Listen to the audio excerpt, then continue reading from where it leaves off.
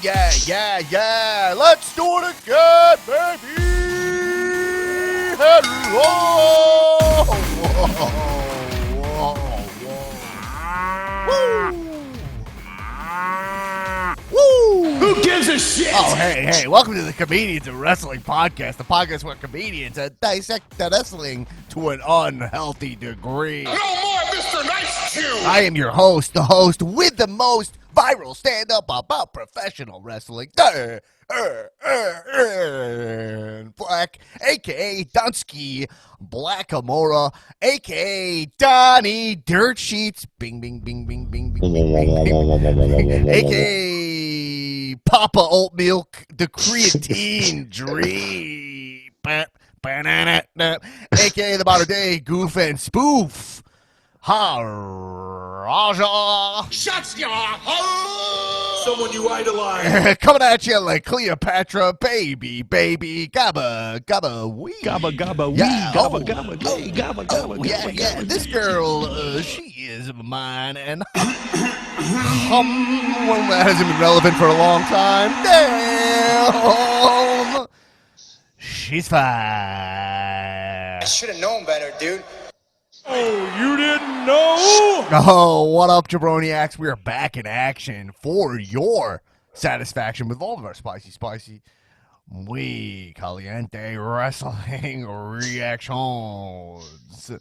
Man, wow, a lot to talk about this week. Many would argue too much to talk about this week, but before we do, I just want to let you know this podcast is grassroots. Support this podcast. If you're listening to this podcast every week, you should be supporting it before we go to a big network and fucking dilute this shit, baby. Go to patreon.com/comedians of wrestling. Get access to all of our bonus content every Friday morning. Me and Nick Tullo, the Supermark, we are discussing everything about Wednesday Night Wrestling, AEW, NXT. It's a great time, especially as Wednesday night is getting spicy. There's a lot of beef out here. and also get access to our monthly Zoom Thunderdome hangout sessions, which is happening this Sunday for Survivor Series, November 22nd. Right as the pay-per-view begins, we'll be going on the Zoom. I'll post the Zoom link for patrons with the secret Patreon password. And that'll be for you guys. We'll be hanging out, watching the pay-per-view Survivor Series. It's a great time. Great way to support the podcast and hang out. Share some camaraderie. Is it camaraderie? Is that a new one? Camaraderie. Yeah. Say it a few more times. Camaraderie. Some of the camaraderie. There's a lot of beef out there. Stupid. Okay.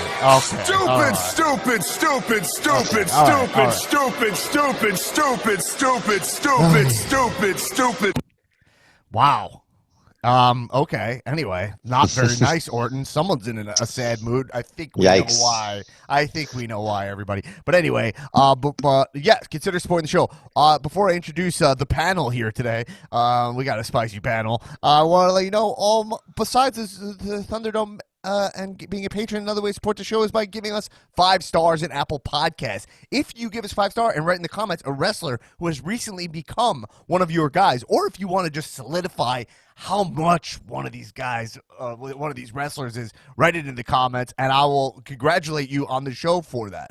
Well, I'll bring those back again next week. So do that, right? 5 stars. So, you're feeling Roman right now. You're digging this successful change in Roman's attitude and gear, and maybe you need to let the people know. Get a congratulations, get those fireworks for you. Give us 5 stars on Apple Podcasts, right in the comments of wrestlers with one of your guys. Also, one thing, follow me on Instagram at Dan Black Attack. I'm posting exclusive clips from the show now on my Instagram that are pretty fun. And hey, if you're in the Zoom Thunderdome, you might even see yourselves on my Instagram. So check that out. All right. Anyway, let's get into it. Let's introduce, we got a full house here today, which is great because it's a go-home show. We can get predictions from everybody in person. To my down Zoom square, or rectangle. He's a nasty, nasty boy, nasty Newman Hagen. How about The it? nasty one back in the house. To my screen right, to my side, but not a thorn in my. She's the first lady of Cal, Miss Erin Finnerty. What What up? up? And to my diagonal, he is here from the Patreon, making an appearance. He is the Markitect. He is the Super Mark, Mr. Long Island Nick Tullo.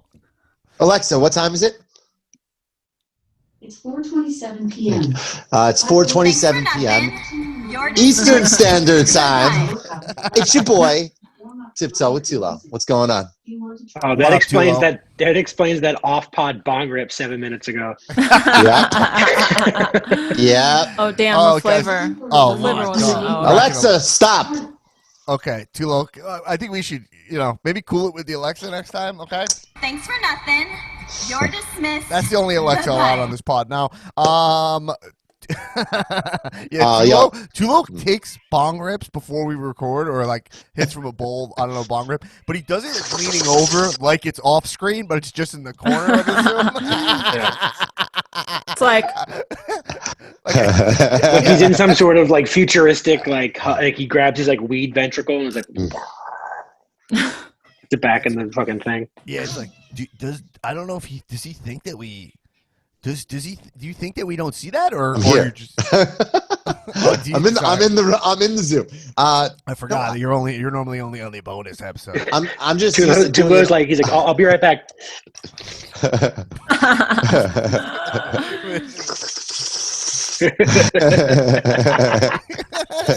He's eating popcorn. Yeah, just shoveling snacks in my mouth as fast as I can. And he's like, I don't know, I don't lose weight. What? Huh? I'm working out really hard. All right, anyway. I don't know how that's relevant. But anyway, thank you for letting me do a little improv for you folks. But listen, there's a lot to talk about this week. What flavor? Nick, what flavor is that? Lime White Claw. Duh. Natural lime. Natural lime Tullo's White drinking. Claw. He's drunk Getting and high turned. at 4 p.m. Let's go. 2020, baby. True. Yeah, that's your excuse. All right, listen, folks. Wow. Jesus. Because 2020, I'm acting like 2019. Anyway, a lot to talk about this episode. We have a special report from Erin. There's a lot to say. We have a special report from Erin coming up. We got to do our Survivor Series predictions, which is a good time. And yeah, and then also, but where I want to start this week, I want to say first off, just as a blanket statement. Really, I don't know if I was just in a good mood. I'm curious where you guys are at, but I was really enjoying Raw and SmackDown this week. Like I just enjoyed watching both shows this week. Is that just me? No, I agree. Yeah, I had a great time watching Raw. I usually fast forward through a lot of it, but I actually watched it this morning. So, I think they're in that same zone we kind of talked about last week. Well, I think Shebs was on the pod last week, but what we talked about last week where. But I've been saying it for a while, where the heavyweight title picture is very fun. The A stories of Raw and SmackDown is very fun. And Tullo, yes, I do consider what Miz is up to part of the A story because he's going for the and the Fiend title and Fiend. I think in wrestling, and I don't know, I don't think this is always the case, but the A story is the heavyweight title picture, right? Yeah, usually right? I think. Yeah, it usually is. But I kind of started thinking while that was happening, like normally in WWE writing, the A story is the heavyweight title picture, but I feel like I would switch that up if I was them. I would start having the tag title picture be the A. Try make that the A story sometime. You know what I mean? Mm-hmm. That's something they should try to fuck with, but I don't know. I haven't thought about that. Not gonna happen. Not gonna happen. They're pretty formulaic over there. We still got the Survivor Series teams, 5 groups of 5 that no one cares about. Nobody. Okay, but I enjoyed the shows. But before we talk about, there's obviously some big things on the docket this week. We have a new champion. We will celebrate His Majesty. But I think, interesting enough, a lot of this stuff I've written down, I noticed, is I have a lot of notes about women wrestling, women wrestlers, but outside of the ring information. Okay? I noticed this the most time where most of my notes is about the WWE women's division, and a lot of it has nothing to do with wrestling. Okay, so I'm just gonna dive into that. That this is of a week that this is what's going on. First thing we'll talk about is I don't even know where exactly to begin, but I think we should start here with Erin's special report. Actually, I think we should just go right into it. It's the top billing. Is that this week Zelina Vega fired from WWE, future endeavored. It's just fun that wrestling has its own term for being fired. Future endeavored. It's a verb. She got future endeavored. But Erin, here's the thing about this. I asked Erin to do a little special report on this, dig on what we have, because the details of this seem murky. And I think the details, we should get whatever details we have, because I could see a lot of sides of this situation. So, Erin, let's dive in. It's brought to you by the Dan Black Attack podcast and the Regular Guy News. Erin, let's get a special report on. All right, Dan. On this, Erin. Okay. All right, folks. So last Friday, as many of you know, Zelina Vega, Thea Trinidad, IRL, was future endeavored by WWE.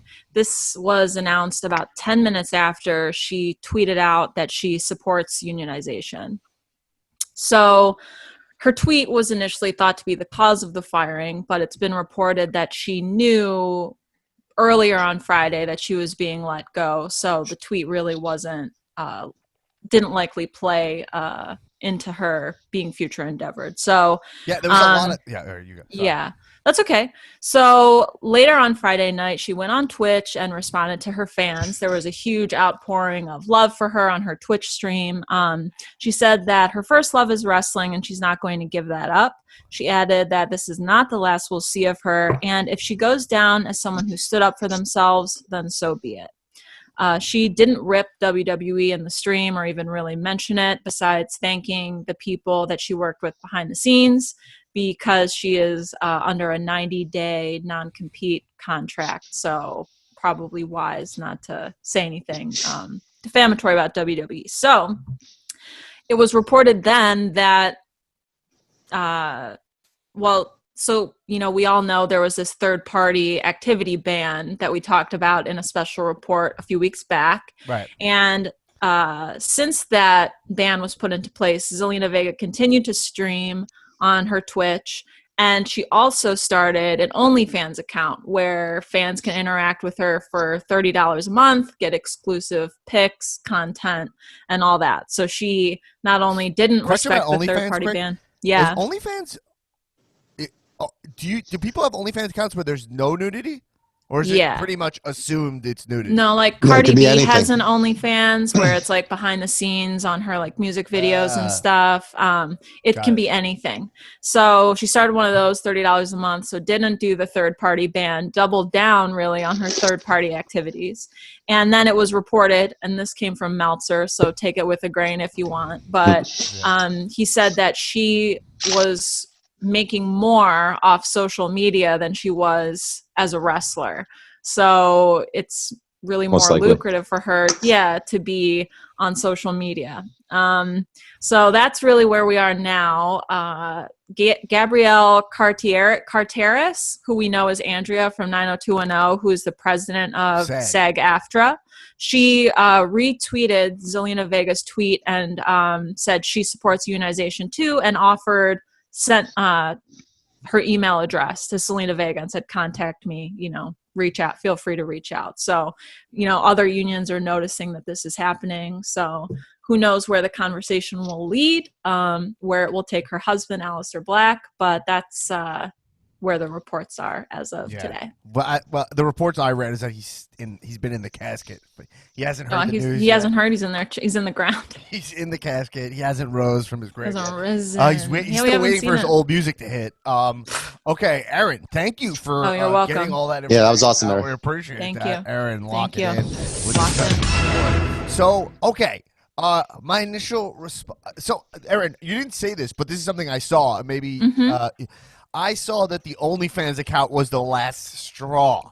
Yeah, that was the last They're saying that was the last straw for WWE, which led to her being future endeavored on Friday. So that probably was the straw that broke the camel's back. But she never stopped Twitch streaming, anyways. Right. So, did AJ and everybody? Did everybody stop Twitch streaming? Yeah, I think AJ stopped. Right? Hey, stop.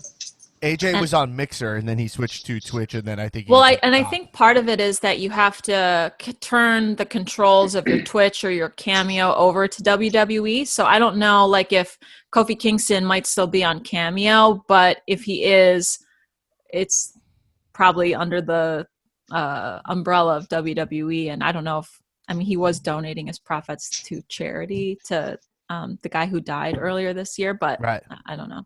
Okay, so well, it seems like the New Day might have a deal with WWE because they were selling the up, up, down, down title on the Shop Zone. Yeah, they 100% have a deal with WWE. So they might already so they already might have a deal, but so I don't know. I guess how does I just don't. Good for her. Yeah, I don't want. She definitely. I think that from another thing I read is that there's 2 tiers of. Listen, this is from me hitting the sheets, baby. So I don't know, you know what I mean. And the only reason I focus on this is because I think Zelina Vega is a really great talent for WWE. Letting her go, I think, is a huge deal. She seems like a talent that AEW will scoop up instantly. You know what I mean? She's perfect there, right? Like she would be perfect. She fits in so perfect because she would just do what Taz is doing, right? She would run her own stable, right? I would probably give her the Lucha Brothers if that's what the first thing I would do. I would make her champion immediately. Well, yeah, she would wrestle also, but I mean, she can also be pull that dual role of running a stable, the same exact thing, and then have her be, so that's cool. But I guess I also read that Twitch and WWE are trying to make a deal, so it'll be like, you can go on AJ's Twitch channel. Man, this is so fucking tricky. A couple of elements of this. Let's just talk about it from a perspective of Zelina. She's making more now. So what I read in the sheets is that there's 2 tiers of wrestlers. That like when AEW started, they boosted some wrestlers to a higher tier to keep them from leaving. I don't know exactly why, but I guess and then some wrestlers were at a lower tier on NXT. I don't really understand the layout. To be honest, it seems like WWE is like, when it comes to this stuff, it seems like the whole thing's like kind of rough shot. Like the whole thing seems a little random. You know what I mean? I don't think they have some strict pay structure there. You know what I mean? So it seems to be like everyone has their own contracts and blah, blah, blah. So if she's making more from Twitch, do you think that if you were just Zelina, separate from the ethics of what WWE did, do you think that she has a more sustainable future in streaming, or because she's a WWE talent, that's where most of that comes from, and that her being on TV over time will dry up the stream?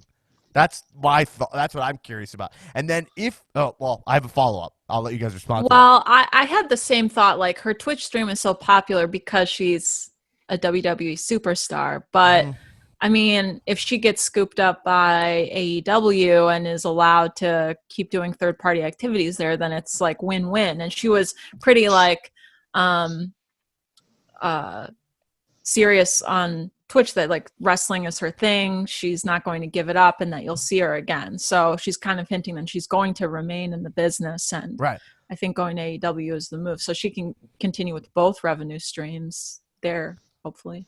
Right. So if she was in AEW, but it's definitely a way less bigger. That's a way smaller platform. Yeah, but I would say that I don't think it has anything to do with wrestling, to be honest with you. There's plenty of people who are popular on Twitch and other things that are just become famous because of the content that they create. So she's got a leg up, and I have a feeling that a lot of her content that she produces on that Twitch, I don't know, I'm just speaking about this, but I think it has probably like 5% to do with wrestling, and everything else is all cosplay, gaming and cosplay, gaming and cosplay stuff. So people tune in for that. I mean, they already are fans of her, and I think she even got even more support now, because of the decision that she made. So I think she could take some time away from wrestling, and this is a better time to become even more creative with it. She's going to make a killing, even more money now, you know? Well, I can see, I'm seeing this from every single angle, right? obviously WWE will like. So here's my other thing into this. So WWE, if she's making more money on streaming, that would be proof to that Zelina has more value than you're paying her, right? Isn't that kind of just immediate proof that she could generate more income? So why wouldn't they see that as a way to make like a partnership where you're like, why don't we pay you? Like WWE has tons of money. Why wouldn't they just match it, what she's making now, and be like, why don't we partner up and make more? Like, I don't know why they have not realized that we kind of live in the world of like being an affiliate. You know what I mean? Or like being like a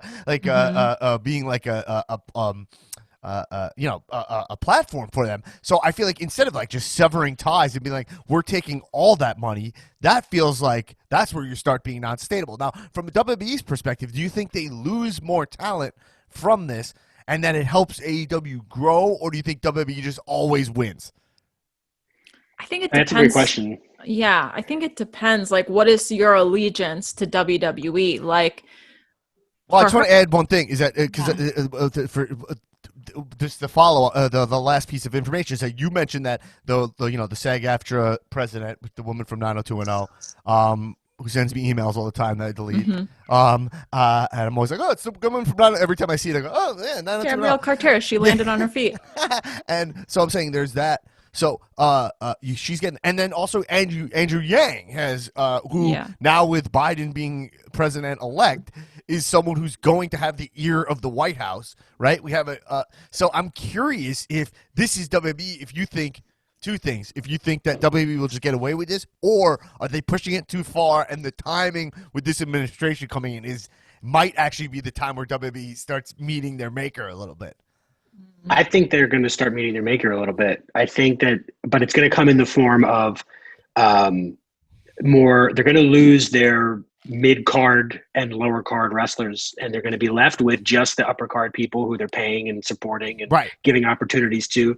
But you can't just have an upper card. They need to have this 3 hour, 5 hours, 7 hours of entertainment every week, and you can't do that with just 15 wrestlers, right? And so I think people are going to start leaving. I think Aleister Black is going to leave too.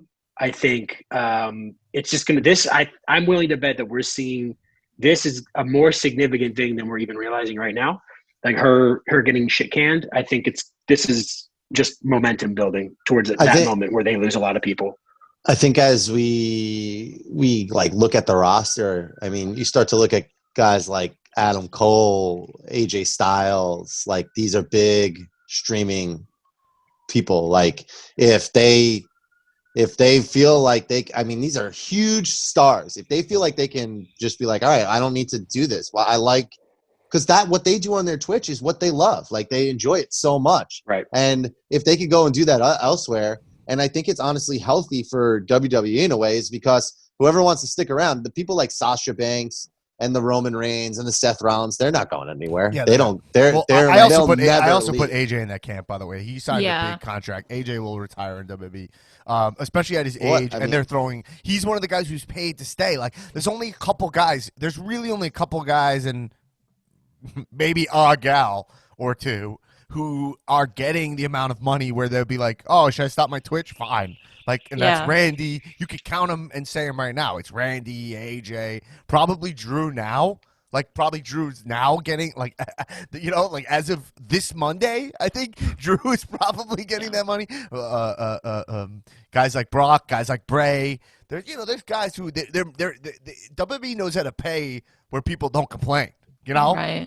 Well, watch Adam Cole, because his wife or his fiance or whatever is already in AEW. He's a huge Twitch streamer. Like, he only talks about gaming, and so he would be one to watch to go next, I'd imagine, if they don't come up with some sort of business solution that's like equitable for these people who it's like, well, I wrestle, but then the rest of my time I'm streaming. Like, I'm sure Adam Cole makes money hand over fist on Twitch. So watch him. You have to see WWE's. You know what's coming next? Here.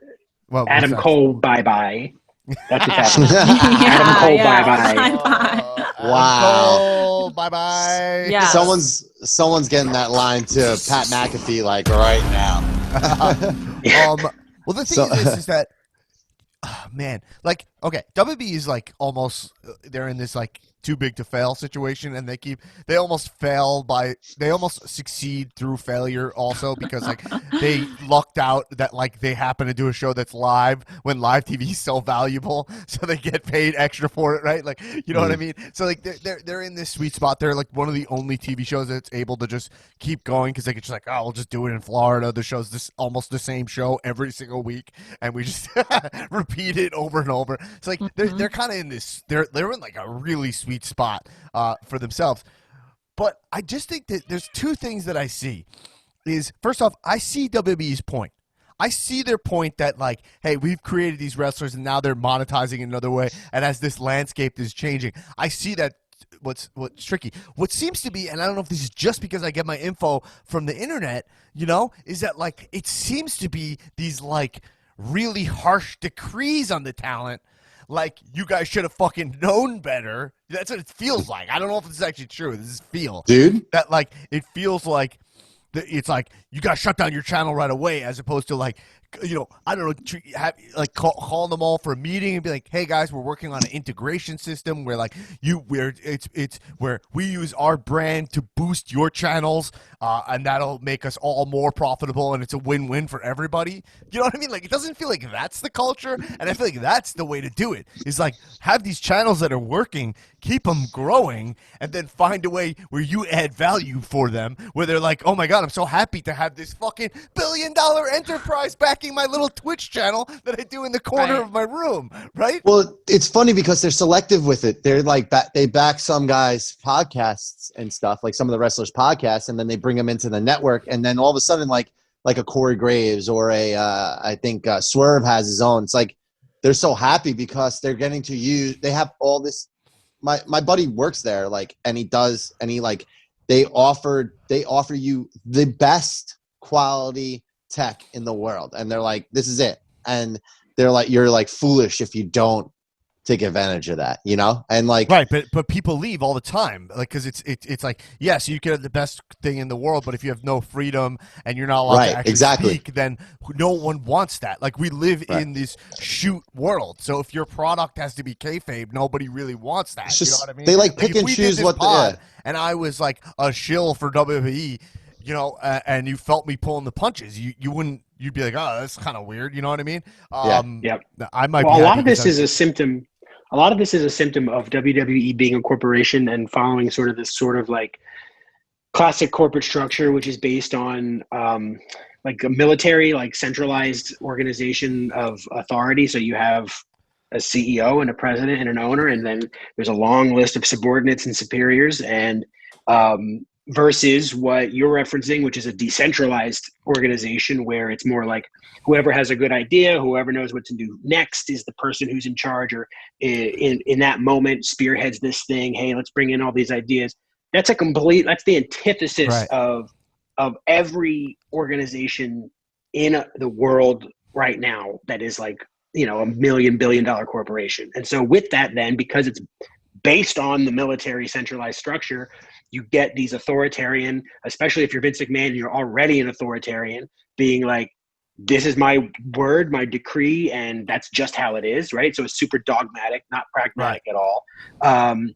And so this is, now you start to see the cracks and the fissures in it, because you can't apply pressure like that for so long and to such an extreme degree and have everything stay together. Right.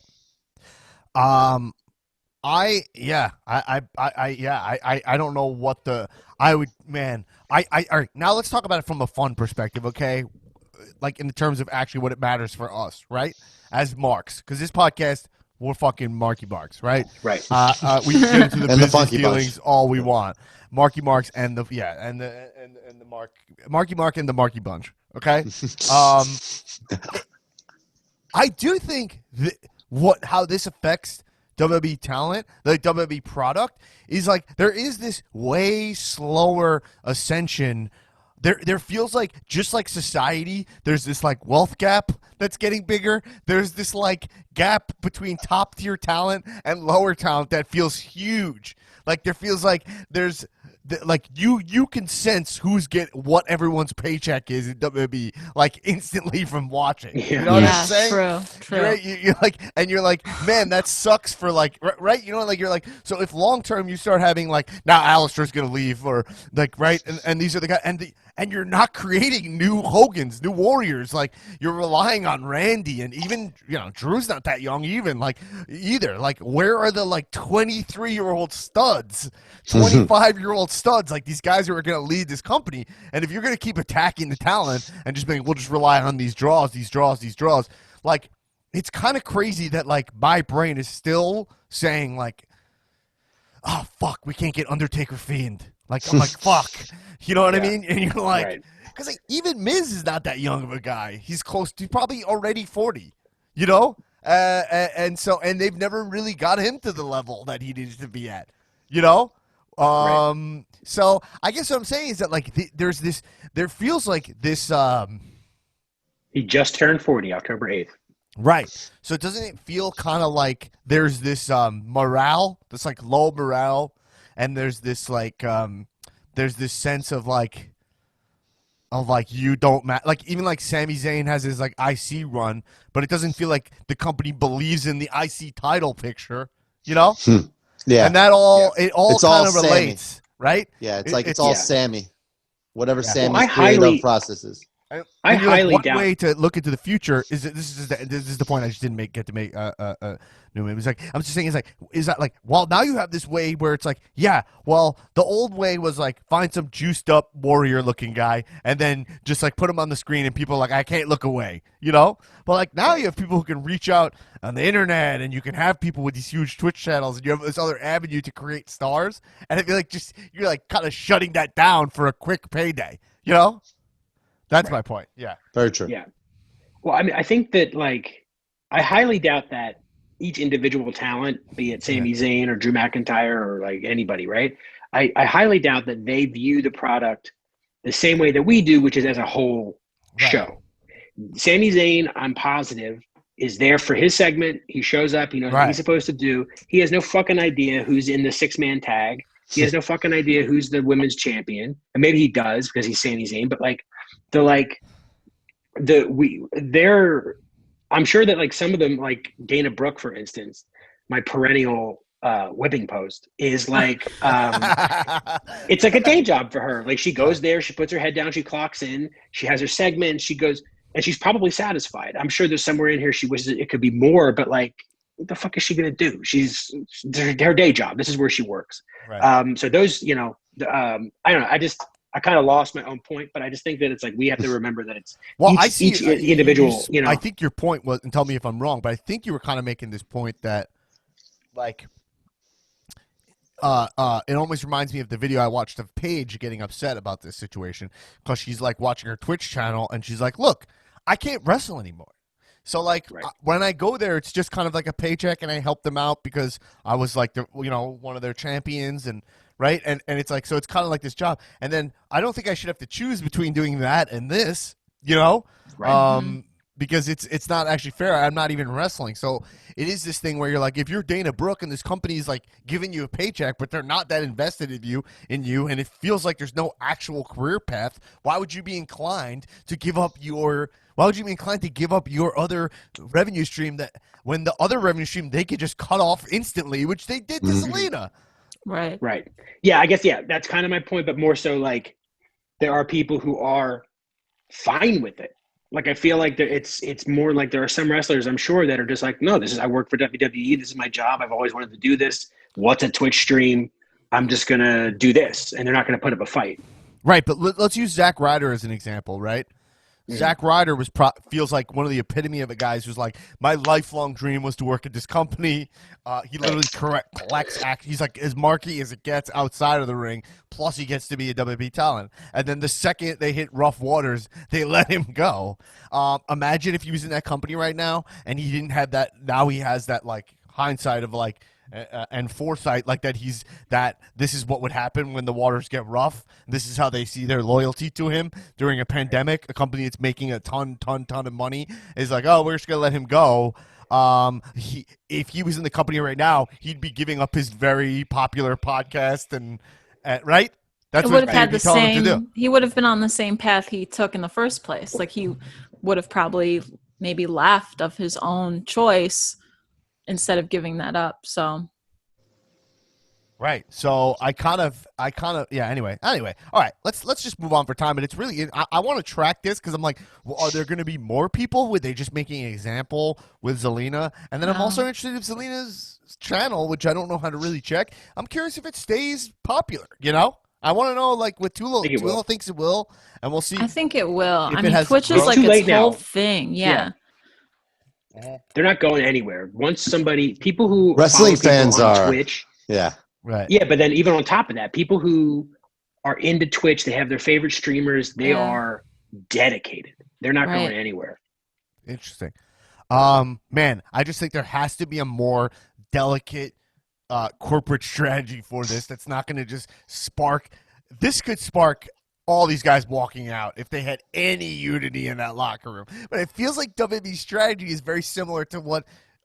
To our political strategy, which is just divide everybody, because if they were together, right? That's why there's always this always these walls up with wrestlers and their relationship with each other that I don't have when I'm at a UCB where we all kind of are together, and that's why a lot of the UCB community, this comedy community that I'm a part of, if anyone knows what that is, they actually are always yelling at the management. They're always out together. So it feels like in WWE, these talents, they don't talk about their deals within each other. They're all completely separate, and it's like, all right, bye. I'll see you when we're booked to wrestle each other. You know. Anyway, let's move on to another female causing weight. And by the way, Zelina, if she doesn't come back to WWE, I really enjoyed her work. I think she was great. I'd love to see her in AEW. I don't think this is the end of her. And if this brings Aleister over to AEW, it might have all been worth it, because what a waste of Aleister Black these past fucking 3 years have been. Right? Yeah. Also, not that young of a dude. You know? I mean, these guys are in great shape. Whatever. All right. Let's talk to more outside of the ring women's action. Nia Jax. Oof, my goof. Nia Jax. Does anyone have the exact tweet? I actually. I can pull it up. I just Jax had it. Posted her hot take about the coronavirus. And I think it's worth. It's kind of not worth mentioning, but also is kind of worth mentioning because, in my mind, if with this, I got it. Okay. As controversial as this is, coronavirus and how politicized something that should not be political at all has been, I feel like someone like Nia Jax, who a lot of you follow, I feel it my duty to address this stupidity.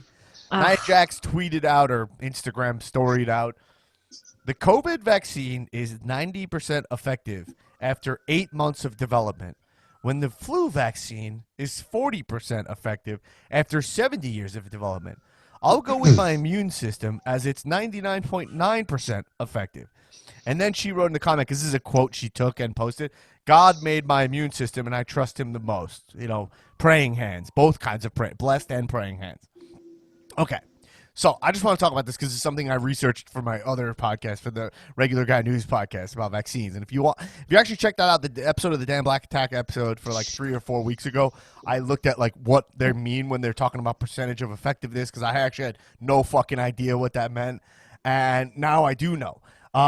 So look, the COVID vaccine is 90% effective. Erin, what's our most effective vaccine? Do you remember? On record, it's measles, which is also 90%, 97% effective. Yeah. Okay. Sometimes, meaning that within 97% of the population, this vaccine will prevent you from getting the infection if the virus enters your body. Right? And that means when a virus gets in your body, it replicates and it'll take over your system, whatever. Right? And then if it replicates, then you're able to transmit it because you have a lot of active virus in your body. Okay? Right. Mm-hmm. So if it's 90% effective, that's a game changer. If our COVID-19 is that means that do you know anybody who gets the measles? Almost no one. Right? Okay. So the flu vaccine is 40% effective. Now that is pretty protective of society. If you think about it this way, 40% of people who take this, let's say the whole world population took this, 40% of people were immune to getting this virus. Think about the stopping transmission that protects us from. So 40% is really fucking good, you fucking idiot, Nia Jax. Okay? Yes. And not only that, let's talk about the flu. Why is the flu vaccine only 40% effective while the COVID vaccine is more effective? Because the flu vaccine morphs. Okay? Right. Okay? There's not just one flu. Right. There's many types of flu. Now, the COVID vaccine, COVID-19 virus, which I know this is a wrestling podcast, but I find this to be relevant, especially because I saw a lot of wrestling fans being like, preach, okay, on this. Okay, so the COVID-19 virus, as we've seen it right now, while it's it's a novel virus, meaning new, right, means it's not morphing. And they're showing there's one more strain of it. The spike protein is the same, meaning that it is the same virus and the vaccine will still be effective. Now, spike protein will be the new name of my finisher, by the way. You hit him with the spike protein. It's a brain buster with an extra lift, basically. A spike, yeah, that's what it has to be. It's kind of like what Edge is, the Edge, like what Bobby Roode does. That like modified you get him up, DDT. No, you get him up, and then you just give like a little extra one of these, and then you come down. Mm-hmm. Spike protein be a great name for what's Brian Cage's finish? Oh yeah, I forget what it's like, the murder driver or something. It's like yeah. Okay, so the spike protein is the same, so it means that it would be so. It has nothing to do with 70 years of development. Nothing. So this is absolute stupidity. Garbage. It makes absolutely no sense. Just because it has no bearing on how long a virus has been around, how effective the vaccines are going to be. And it's just, right. I don't know if she wrote this for heat, but I have a feeling she didn't. She wrote another stupid thing recently. No. So she couldn't be less than one of my guys. If she got fired, fire her and bring back Zelina. Yes. This was such a monumentally and staggering, stupid thing to say for so many reasons. And I have a few things to point out. Dan, go back me up on this. Statistics. Famously, one of the most difficult and complex mathematical sciences like in the world. No? Statistics. Oh, stat. Right? Yeah. So I have people know this. I have a business degree. I had to take stat every single year of college, like stat 1, 2, 3, 4, 5. And it's the fucking bane of my existence. Stat is so hard. So that being said, do you think Nia Jax has a grasp above a kindergarten level on statistics and percentages and like what it means for something to be 90% effective versus like 10% ineffective, which by the way, the vaccines are 95% effective. So she was wrong on that. The second thing I'm going to say is that I look out for these fucking numbskulls. They don't say what they mean. They cloak what their ideas in this bullshit language. And when she says 99.9% effective, what that tips off to me is there's this meme going around among these idiots that the COVID has a 99% survival rate. There's only 1% mortality. Yeah. Completely forgetting that 1% globally is millions and millions and millions of people. Yeah, also, and 300,000 Americans or like 250. We're gonna have 500,000 by the time Biden is put in office. I'm just saying. So, like, what? Who cares how many? One person in your family dies. How does that feel? Who cares about the stats? So then keep in mind that like the COVID has a 1% mortality rate. The flu has a 0.003 mortality rate, okay, which is a staggeringly low number. And she, my point is this, that she's one of these, and then Erin, you pointed it out, that Save the Children t-shirt or whatever was not just a mistake. She has her brain fucking rotted out by the internet and is one of these fucking like truther QAnon fucking liquid-brained idiots. And apparently now I'm willing to talk about how dangerous of a wrestler she is because she's willing to get in there and like this was her most dangerous move in my opinion. Her oos is fucking immunocompromised. Right. You know, and so is she saying that her immune system, her God, who in this example I'll pretend is real, made her immune system better than Roman Reigns? Well, that's what I'm saying. Like 99 point, like my immune system is 99.9% effective. Is it though? And against what? Like you can't measure the effectiveness of an immune system like that. It doesn't make There's any no metric. sense. No. This is the least wrestling. Wrestling episode of the pod. But, she's an idiot. She's not like most girls, you know. Yeah, she's not like most girls. Yeah. She's not like most girls. humans. Most girls. Yeah. She's not like most human beings. Most girls have a IQ higher than the threshold to understand and carry out orders. Oh man. Anyway, listen, Alexa Bliss. Nia Jax. You. I should have known better, dude. Anyway, I just wanted to explain that because, to be honest, it's confusing. There's not good. It's why I started the other podcast, Regular Guy News, where it's like I'm watching the news all day and they don't explain what percentage effective of vaccines means. So people don't understand. Like we can't be pretentious when we're explaining shit that it doesn't affect our everyday life. And you see someone like Nia Jax, she does Samoan drops for a living. She's not going to understand. Well, then she tweets this out to like all of her followers or puts it on Instagram, and they see this and they're like, oh well. Yeah, I don't need a vaccine. Like, no, you do. We all do. There's a reason why no one has polio anymore. Like, right. Come on. Polio vaccine, one of our most effective vaccines. Anyway, one of our guys. Anyway, so Nia Jax couldn't be less one of my guys. I hope she never gets any kind of spotlight. And also, she's terrible at wrestling and terrible on the microphone.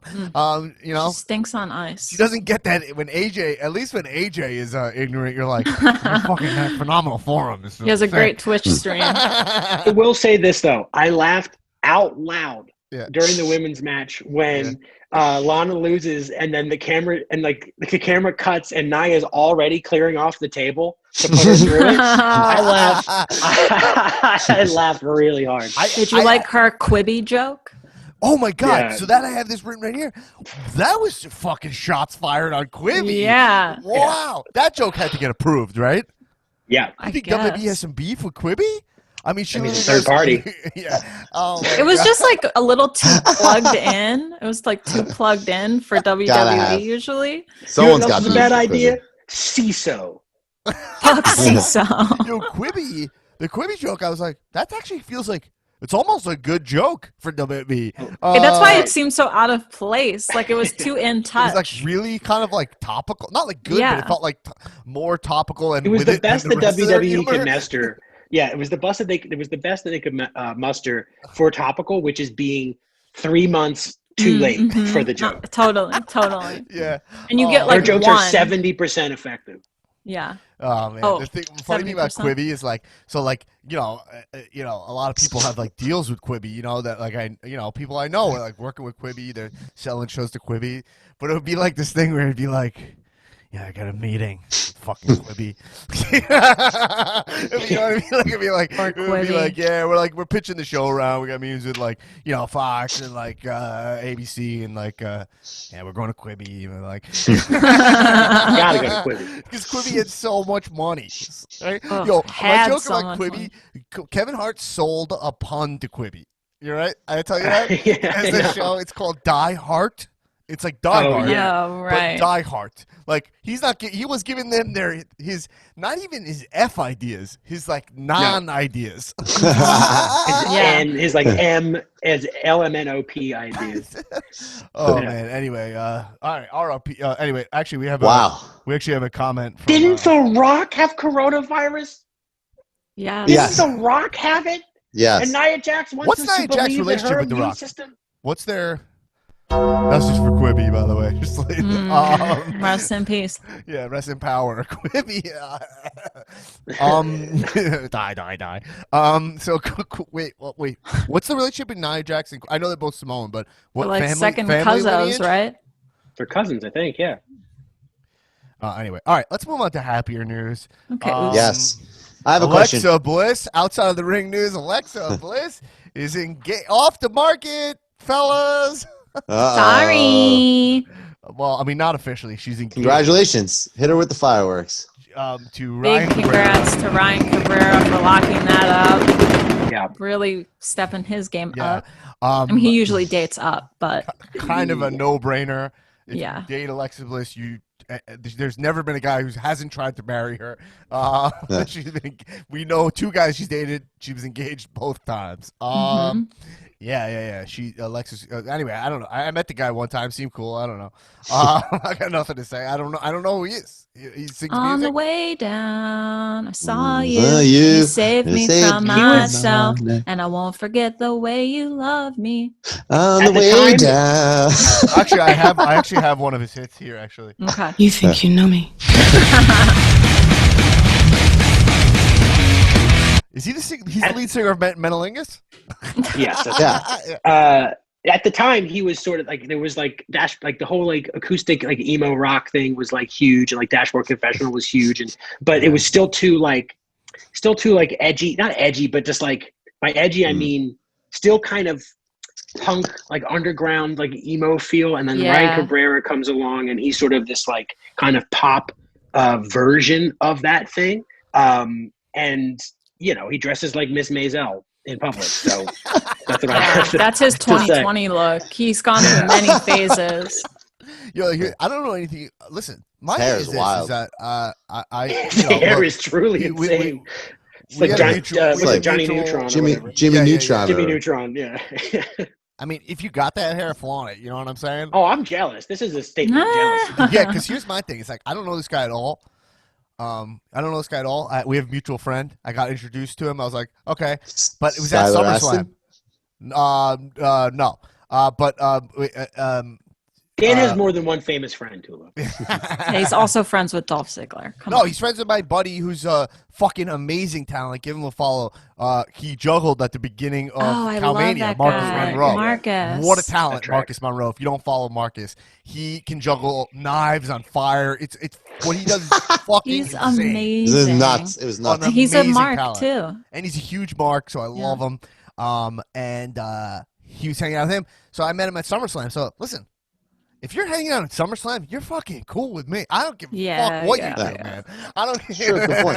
Yeah, you know what I mean. Like the fact that this guy comes in and he's like, "If you got that hair, fucking rock it." He's covered in tats. I was like, "This is wrestling, man. If you got the pageantry, this is the place to do it. Good for him." Yeah. Then he dates Alexa Bliss. I think I gotta tell you, I don't know. He might be one of my guys. Oh my God! On principle. Congratulations. GP alone. Big congrats to Dan and Ryan Cabrera. I don't know his one song, but I met him. He seemed cool. He's engaged to Alexa Bliss. You know what I mean? Do you think he might be a cool guy? But I'm still gonna knock his fits when he dresses like Beasts of Grindelwald, but beige. I want to bet he wrote the theme to the Firefly Funhouse. I bet you he had a hand in that. Yo, fun fact about the Firefly Funhouse song. Did you ever see when someone made the Schmurda dance to it? No. Yeah. So now every time I hear it, I see this fucking Bobby Schmurda doing and it's so funny to me. And then I don't know how that meme, I don't know how that GIF, whatever, caught on, because I watched the video where it originally comes from, and it's just like the smallest clip. You're like, I don't know why this caught on so much. Yeah, I pulled it out. Yeah, he goes, "We're really fun." He dances when it goes, "We're really glad that our friends," and I just hear it every time. I love it. Anyway, but yeah, congrats to Alexa Bliss, and congratulations to her. I don't know, incredible work with the Fiend. Big congrats. That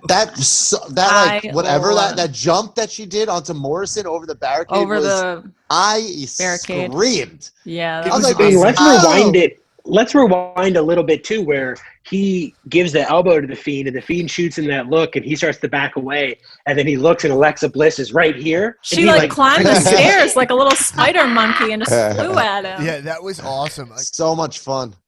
That was awesome. But also the tweak of her music was sick. Yeah, that was awesome. It's like bop up. It's like bop up. Like you're like, it was the Alexa song, but it's braid up, and then she beat the shit out of Naki. Beat the shit out of her. Great. Yeah. When does Alexa get a mask? Oh my god. Well, she's got the gloves. She has the couple little dreads now. I would say face paint could be cool. face, maybe not a mask, but like a a fiend face paint. I They remember need that. She needs like a pink and white mask. They need to be already writing a movie for them with them, Yeah. right? Why would they already like? It's like what? This is the shit WWE. They have no fucking. They have like no vision. You know, I'm terrified of it. I was legit fucking scared. My favorite was when she like peeked over the barricade when she was done. That was so cute. How does WWE not have a theme park by now? You know, like I don't even understand it. You know what I mean? Like, how do they not? Like, I feel like they're like, you know, Punk always said. I always say this, but he said that like Vince McMahon's a millionaire who should be a billionaire, right? He makes money despite himself. I fucking hate to be that kind of internet mark, but to me, like, I just see so much gold, and it is from Collabo. I feel like he lacks vision in Collabo, and he runs WWE like a sole proprietorship, like a bomb and pop shop for his own ego. But man, oh man, could WWE be so much bigger? There's no reason that wrestling's still a fringe thing. There's just no reason, right? Right. Oh, right. Anyway. Finnerty, I think you're right. I think her mask, it's like a pink and white mask. Like it should be this like, whereas the Fiend's is this like grotesque thing, hers should be this like kind of unsettling sort of like satire of the like sort Alexa Bliss cartoon. Yeah, but just like this kind of a satire of that like how like pretty she is, right? But just this like frozen in plastic, just like kind of purge mask. Yeah. Yeah, now we're talking business. Yeah, like I like that. It needs to be like a little cutesy. Do you know the mask in Batman? I was just gonna say that, Dan. Oh my god, dude! I was just gonna say the lady that sits down when she comes in front of the beer. And she's like, "Hey, Jack." It's like he spits like acid on her face, and then right, and it's so she takes it off at the fucking in the museum or wherever he was. Yeah, oh my just god, like I was just gonna say that. Pretty so crazy porcelain mask, right? Yes. Yep. Ooh, God. Anyway, oh my god, did you see the fucking Fiend fanny pack? Oh my god. Oh my god. Have they ever made an item that's more up my alley? Oh my. Did you order it? Walking my dogs with it? It's in the cart right now. It's in the cart. Okay, here's the deal. If you win, if you win the Survivor Series pick'em, I will buy you that. I'll buy all of us. No. I'll have a one-on-one bet with you, or I'll just do it regardless. But you need to buy it. Like, just hit purchase. I mean, Dan can afford to buy it, folks. I'm gonna buy it. I'm gonna buy it. But the more can you picture like the average WWE fan at like the fucking like dialysis outpatient clinic, like going into their fucking Fiend fanny pack for their like insurance card and shit? Like, hang on, I have it right here somewhere. I mean, you know, I'm gonna walk my dogs in that thing, and people are gonna be like, "What is that?" Although in LA, honestly, you mad at your father? I told Erin this the other day. Me and my wife just walking the dogs, walking the neighborhood. Just a full naked guy just walks right by us. Like, no interaction, nothing. Just like almost could have just been like, "Hey, how's it going, man?" Like, "Hey," like just fully naked. Like that's LA. That could be you, outdoors, but with a Fiend an unhoused fellow, an unhoused fellow, fully naked, but holding his dick. Like, you know what I mean? Like, so like just walking. Maybe you saw one of those like improbable like comedy farces where like he like his like clothes got snatched and now he has to like go through the neighborhood with like you know like it might as well be Jason Schwartzman or something. It felt like he might have been. Oh, it wasn't like an area with like very expensive houses. So he might have been having relations with a married person. Had to jump out the window. Yeah. And Matt came home and he had to bail out the side. Yeah. Imagine if he was only wearing a Fiend fanny pack. That's what I'm saying. That's gonna be Dan. Oh man.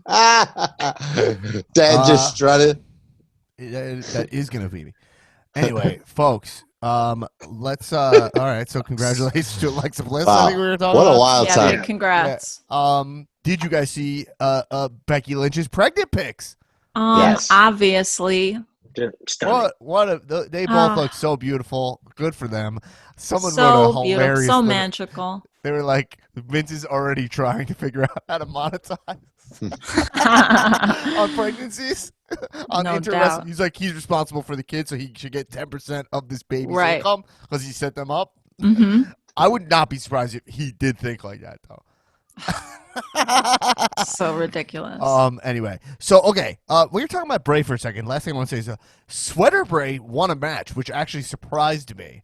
But I guess he has won matches in the past and I think against the Miz, he beat the Miz at a pay-per-view, I think.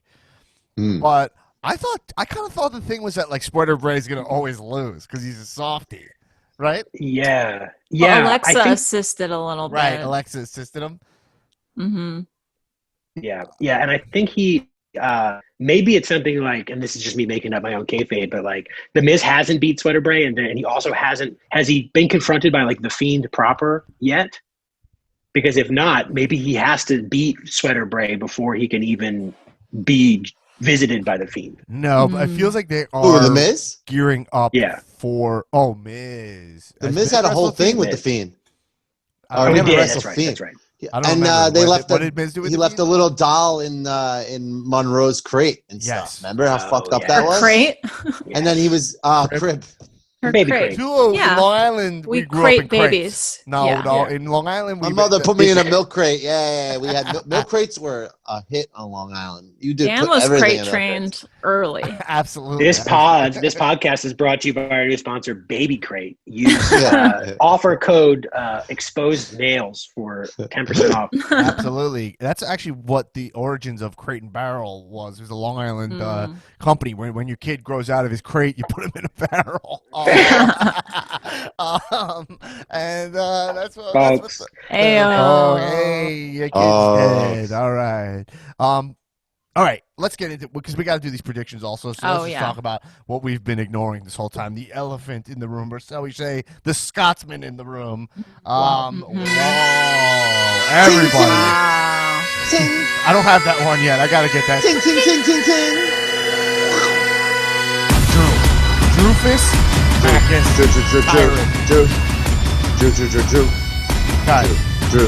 I just gotta hear one down now. I gotta hear one. The King of the North! The King of the North! The King of the North!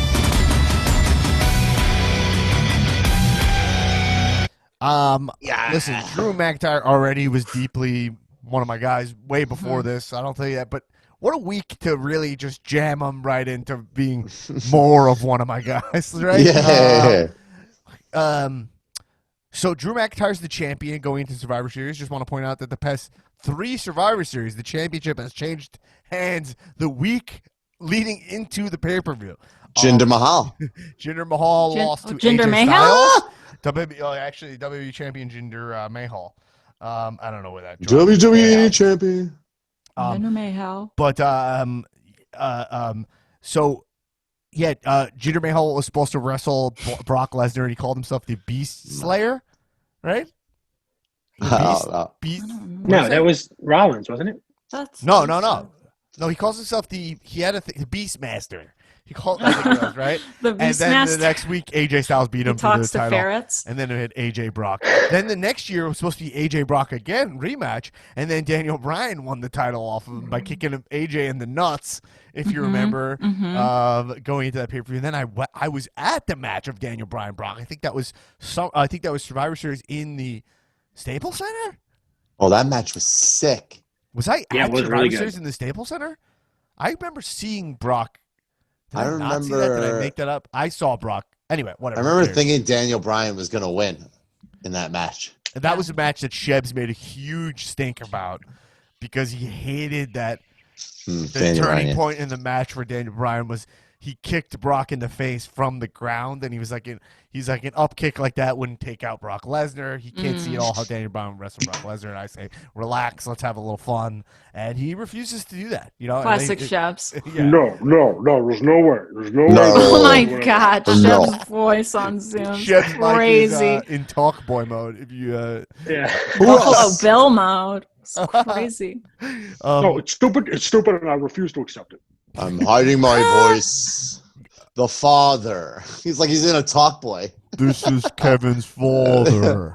Peter McAllister. The father. The father.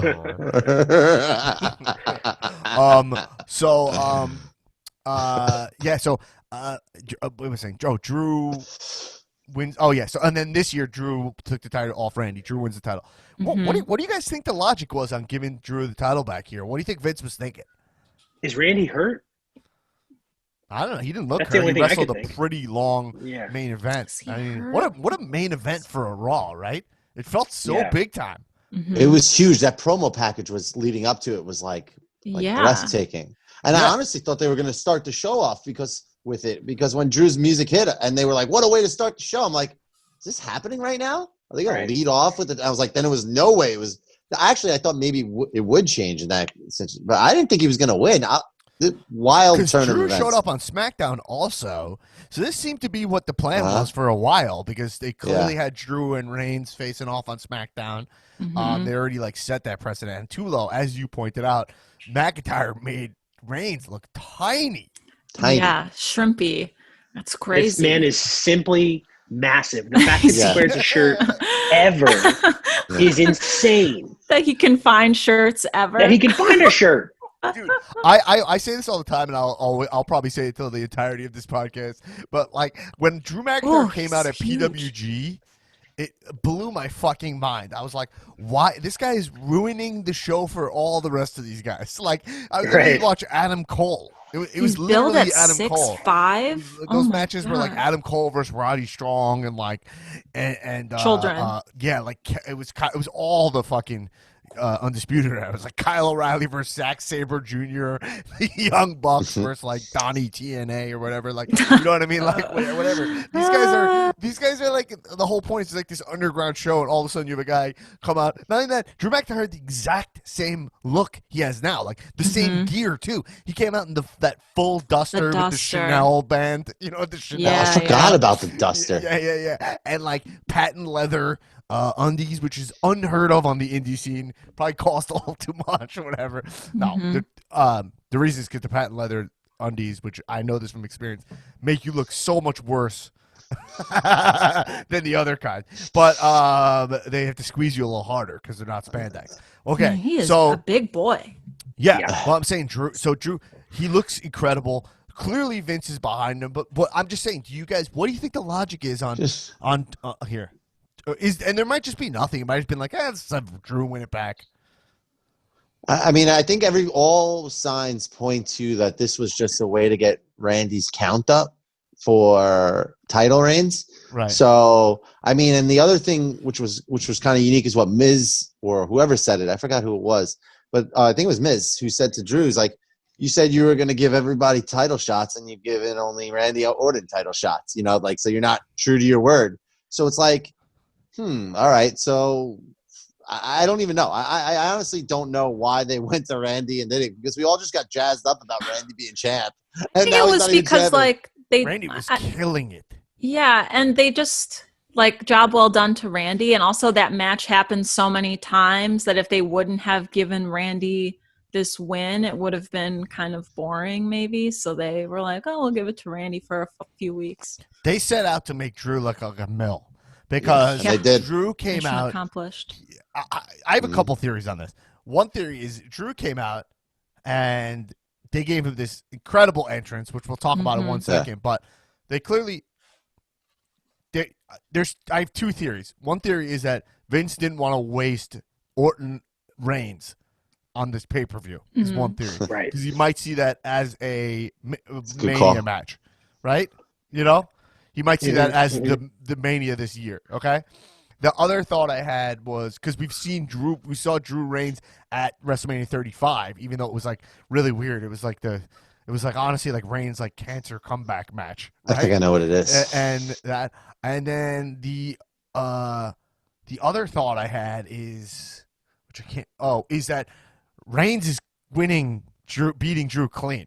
So if you can make Drew look incredible this week, Reigns is not losing that match. That match will be a clean win for Roman Reigns.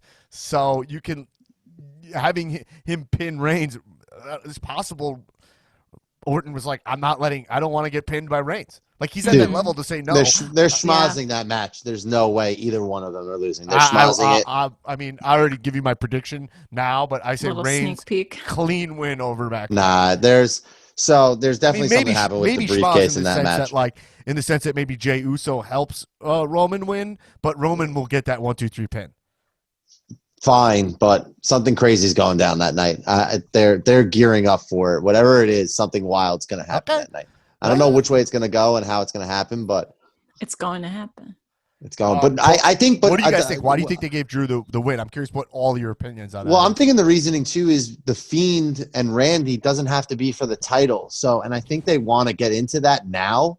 And I don't think they want the Fiend to lose and not or win the title or anything like that. So I think they were like, this Randy, I think that's this Randy Fiend stuff needs to happen. It can happen little time. So you know what we're gonna get. We're getting that through Royal Rumble. Randy and Fiend won't touch each other until the Rumble, and then we're getting that match at Royal Rumble for sure. I think you're right.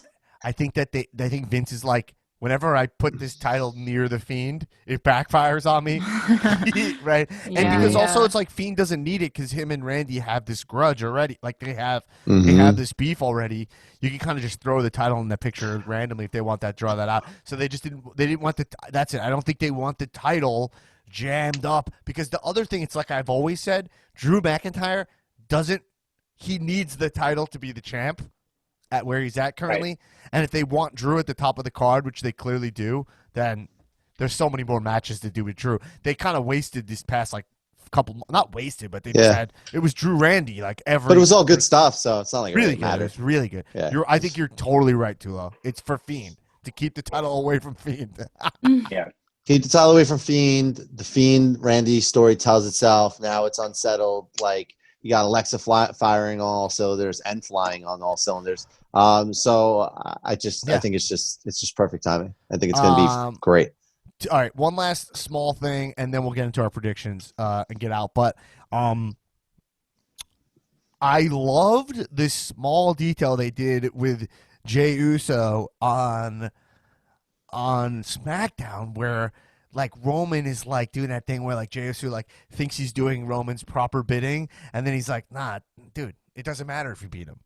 You know, like he's the thing where he's like he's always ahead of him, and he's pulling that, like I wrote this thing like it's like kind of like Fredo, where it's like he doesn't always get it. You know that scene in The Godfather where they're like Michael Corleone shows up to Vegas for the first time, and then they go in the room, and then there's like Fredo's like, look, I made this awesome party for you. There's like a bunch of prostitutes and like a card table, and he's like, there's drinks, and it's like, and he has music playing, and then Michael's like, tell everybody to get out.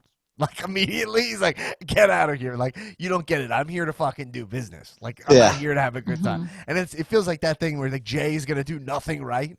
It's just a small nuance that I thought was really cool where like Jey was like, I'm going to beat McIntyre. And he's like, I don't give a shit if you beat McIntyre. This is about like how we look after the match. That's the only thing that matters, you know? Right. So I thought that was really fucking good.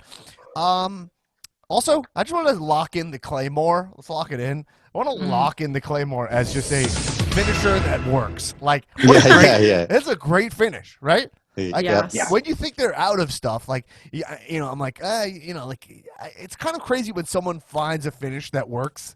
I feel like it happens so rarely, you know?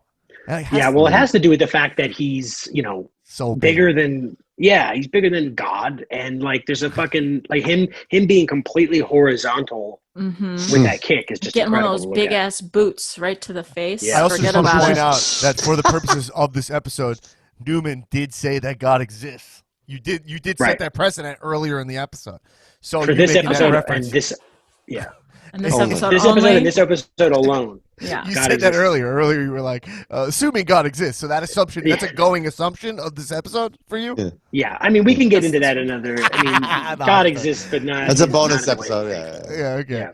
All right. Let's get into. Well, I'm sorry. Did we miss it? Did we talk about his gear? I'm sorry. Did we talk about his sword? Wait. Yeah. We have Tullo, never. Take it I don't think ever in the history.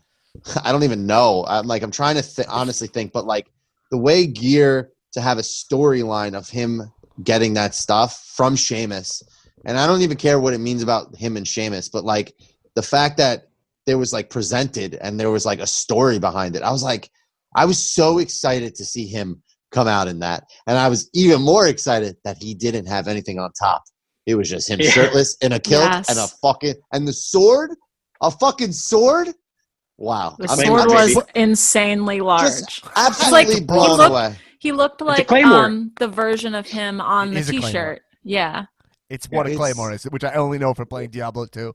I do have this to say. So you know who else really enjoyed him shirtless in a kilt? My mother. Your mom. I actually thought of her when I saw it. I was like, I bet. I sent it to her. Actually, I actually had a quote. Your mom actually sent us her reaction. That is so much more G-rated than what my mom had to say. Oh, wow. She made it completely clear and made no qualms about the fact that she's attracted to Drew McInytre. That attraction is sexual in nature, and she's horny for Drew. She very much enjoyed. I sent her the clip. I was like, "Let me know what you think about this." Fast forward to 1:14. Check this man out. Wait, why did you say that there? Because I was like, I need to get your reaction because for the know that Newman's mom has a type. She's really big into like Scotland, and she was supposed to go to Scotland. So I got her the Drew McInytre Claymore Country shirt because she didn't get to go to Scotland. Yeah. So I sent her the clip, and she said, I can think of a couple places he can put that sword. Mama! Oh my god! Yeah. And then eggplant emojis and yeah. Oh. And I was like, of course you mean your antique sword cabinet, right? Yes. Yeah. Above the fireplace. On the mantle. Wait, did you get her? I have a question. Did you get her the Claymore Country one where it looks like he's in a fantasy novel, or just the sexy man? Yeah, the fantasy. That's where he's like. Your mom had to cancel her trip, right? So you bought her that shirt, right? I mean, you set yourself up on that one, big guy. I mean, once you got her that shirt, that shirt. I'm such a mark for when Drew puts his hand up and he's like, "Thank you," like how he connects with. Thank you. Yeah. Thank you. You are home. I love you.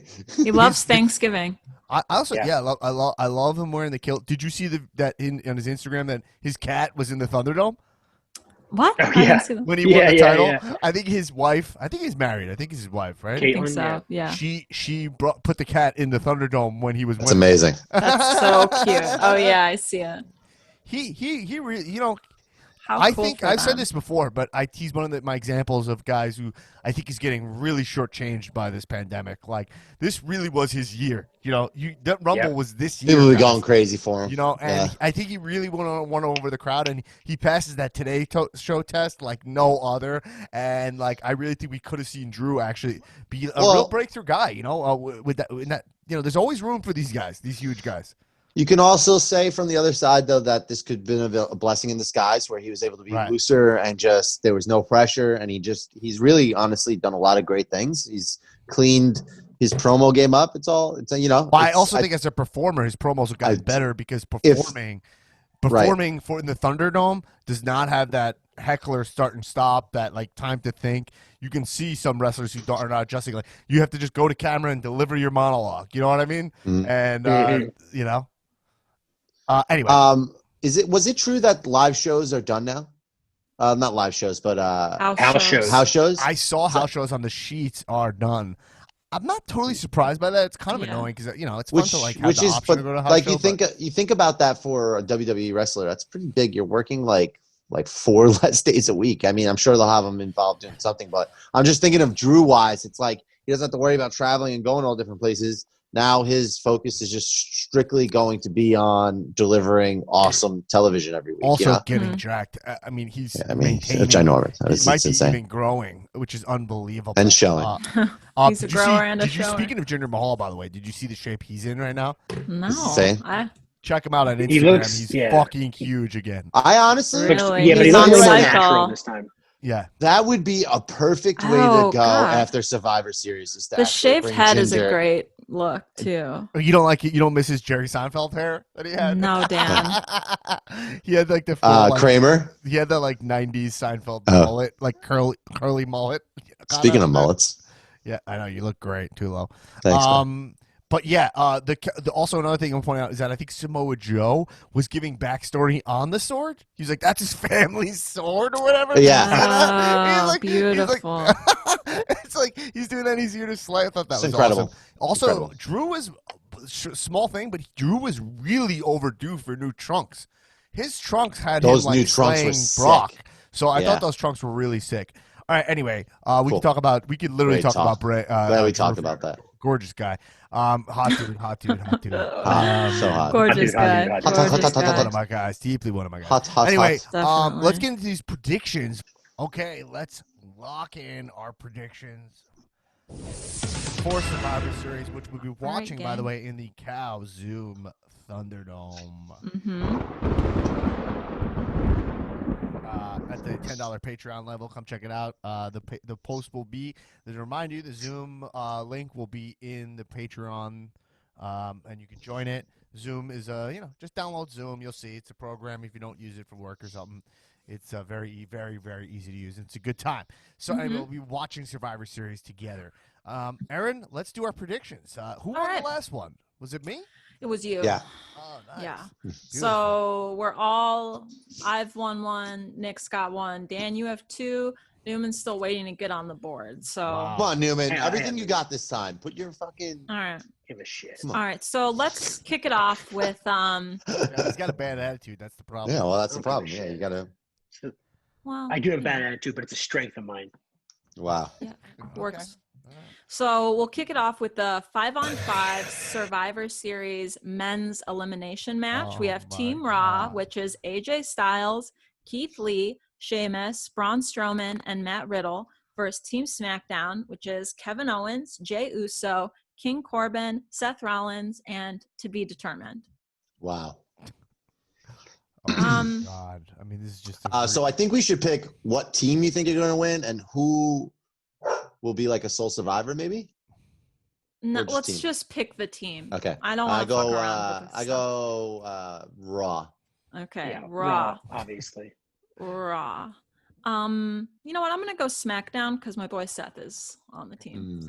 So. Who's on the SmackDown team again? King Corbin. KO, Jey Uso, Corbin, Seth, and a mystery contender.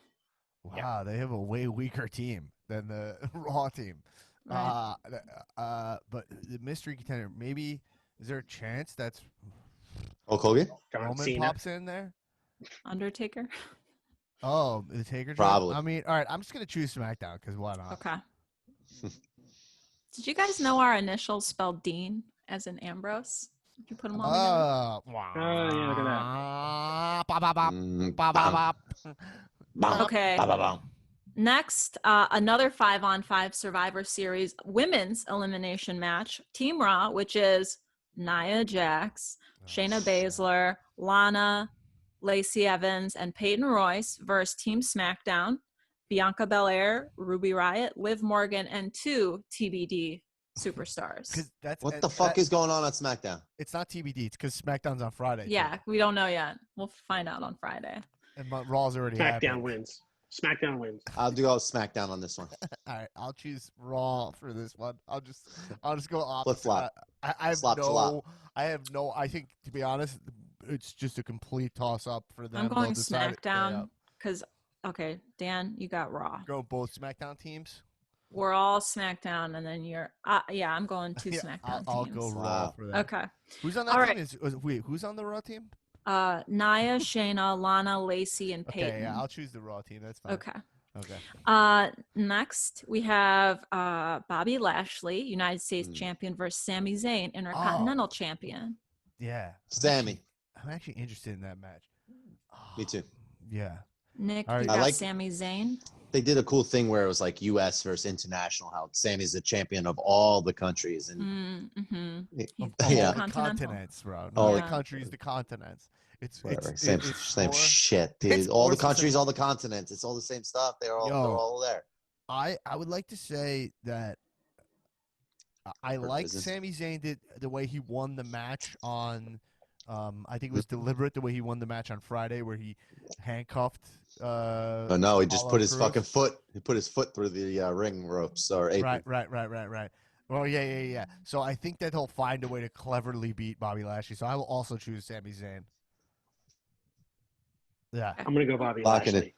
You can't. I'm ever going. really I'm bet going against- BL. Yeah, you can't really bet against. I'm going big ass Nobby Bobby Lashley. This pay per view is so random that our picks are going to be so different. You know, like sometimes Yeah. you kind of know where they're going. This one is like there's no story because it's Nothing. just. Yeah. It's like this champ versus that champ, and the titles are on the line. So I'm not Yeah. surprised we all have different and random picks. Yeah. Okay, so tag teams: New Day versus Street Profits. Ooh, I love this match. This match. I'm gonna is take New Day on this New one. Day. Newman's got New Day. I think this is a passing of the torch moment. I think it goes to Street Profits. Yeah, I think they're gonna let Street Profits win. Okie dokie. Plus, doing great work on SmackDown. Women's with champ TV. versus champ. Asuka versus Sasha Banks. Interesting match. Sasha. She's on the Mandalorian. She is indeed great. I'm still on episode. Man, I struggle with that Mandalorian show. I don't know why it's so good. I enjoy it. I'm a huge Star Wars mark, and what the fuck is wrong with you? I was obsessed with Boba Fett as a kid, and I don't know why the show is such a slog for me. What? So fun. I'm not sure. What are you on? I'm on episode 3 of season 1. Come on, bro. One? Gina Carano, I'm not a huge fan of, and so I'm not excited to see her either. And plus, of season 1? Yeah. It's all right. It gets better. Promise, I'll get into it, right? It's already good by episode 3. What are you talking about? It's fine. Well, I think I know why Dan is. And it's just the way the show is. It like all starts to really come together. Like get into more of like the bounties and stuff. Okay. You're like, anyways, Asuka by the or way, Sasha? I love how it's done. I love Jon Favreau. I'm excited to watch it. There's something about it that's not drawing me. It might just be a pandemic thing. Anyway, keep watching. And I love Star Wars. You know that. All right, what was it, Asuka? I'm going to choose Sasha Banks as well. I choose Sasha as well. I'm choosing Sasha. I think they're going to keep Sasha hot. You know, mm-hmm. Are we all choosing Sasha?